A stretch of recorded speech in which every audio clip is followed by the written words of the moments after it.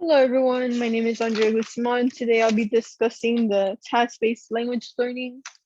Here, this method is a teaching approach and one of many modern ESL teaching methods, and has a focus on setting a goal for students.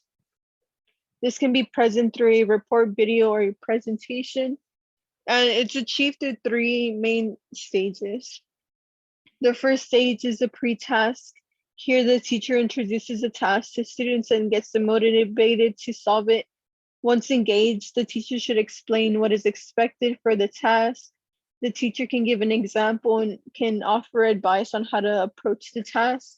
And as you can see here in the screen, the first little square is a pre-task, and the introduction, instructions, and demonstration are present. For the main event, it's the task. Here, students are working on it, usually in groups or in pairs, and the teacher is usually monitoring their activities during this time. And as you can see in the second square, planning, doing, and reporting are done here.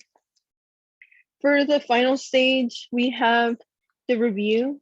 During this task, it's best to leave feedback and evaluation on the student. Only does the teacher chime in to correct frequent errors. This allows students to reflect on their own work. Now for the pros, we have here that students are actively participating. There's production and meaningful interactions with the topic. More than one aspect is featured, such as language, knowledge, and experience. As far as the cons, there's very little. The one that I could find is that if not executed correctly, it could result in affecting the growth and change of the language learning interlanguage. Basically, if it's not done right, more harm is done than good, since it slows down the learning. Now, an example of this, I found a YouTube video of I'm pretty sure it was another student also explaining this method, and it was the shortest one as well. So if I could find it real quick.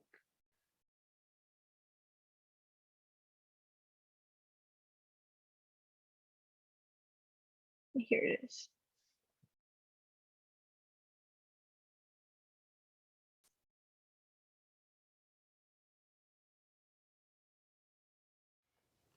Okay, class, let's take a look at the pictures on the board. What does it look like they're doing? It looked like they're having a trip. Yes, they're going on a road trip. Has anyone ever taken a road trip? Tammy, where did you go? I went to Maine. I have family there. Okay, has anyone else ever taken a road trip? Joe, what did you do on your road trip? I went back home to France. We went out a lot and had coffee and visited Avion. Okay, that sounds like fun.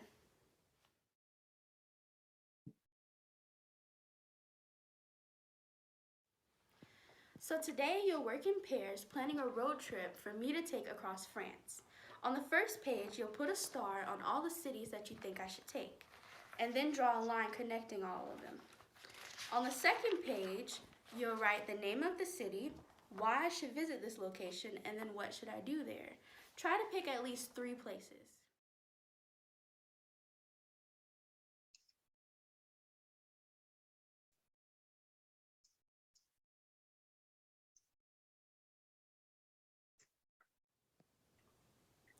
Okay, finish up and then get ready to tell the whole class about your road trips.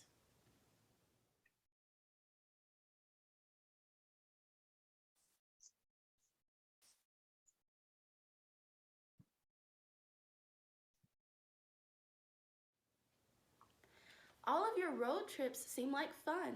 Were there any places that you would like to visit?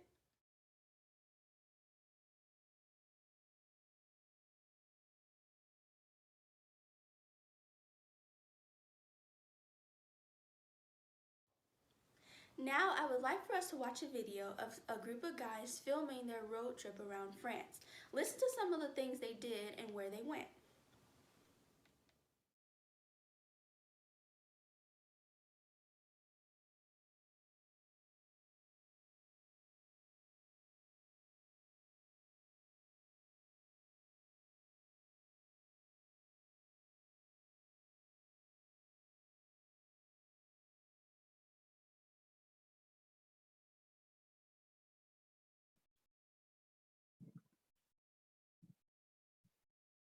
Well, shout out for Nikki.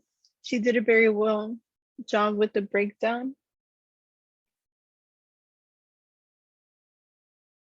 Well, in conclusion, for my critique, I think it's a very good method since it allows students to take the lead and have their own critical thinking instead of always relying on the teacher, which is not necessarily bad, but it's always good, to think for yourself and get help from peers.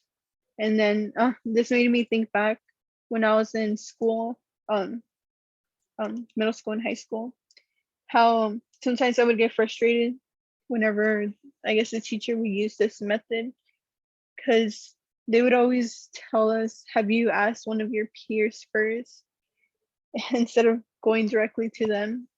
This allowed